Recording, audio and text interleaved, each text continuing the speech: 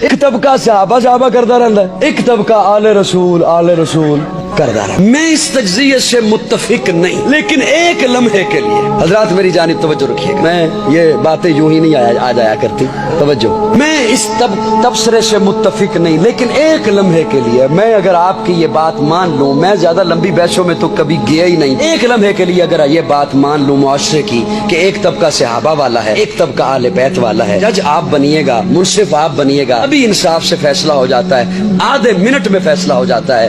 ایک طرف سے اگر صحابہ کو برا بلا کہا جاتا ہے تو کیا دوسری طرف سے اہل بیت کو بھی برا بلا کہا جاتا ہے؟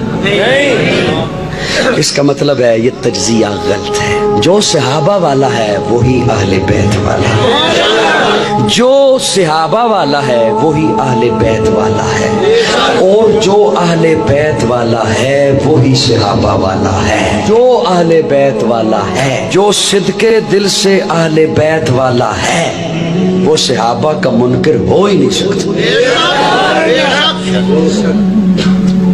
جو صدق دل سے اہل بیت کو تسلیم کرتا ہے وہ صحابہ کا منکر نہیں ہو سکتا۔ جو علی کو مانتا ہے وہ علی کے امام ابو بکر کا منکر کیسے ہو سکتا ہے؟ جو فاطمہ کو مانتا ہے وہ اس کا منکر کیسے ہو سکتا ہے جس نے فاطمہ کا جنازہ پڑھایا ہے؟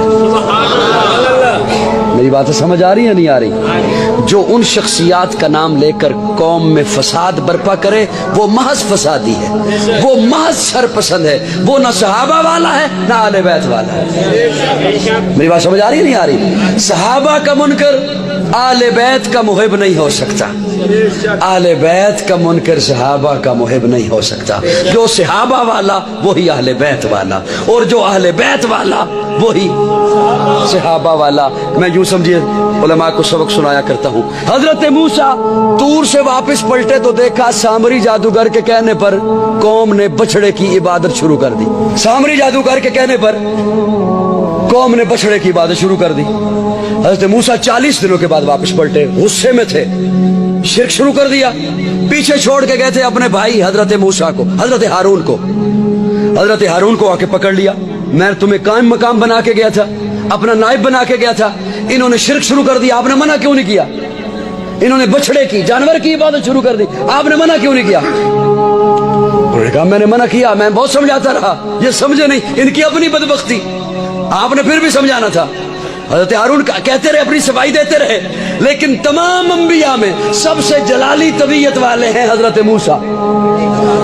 اتنے جلال میں آئے، اتنے جلال میں آئے، ایک طرف حضرت ہارون کے سر کے بال پکڑ لیے، ایک طرف داڑھی پکڑ لی حضرت ہارون کی۔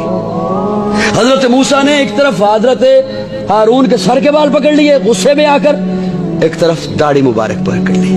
میرے عقیدے کا حسن دیکھو، دونوں نبی، دونوں نبی۔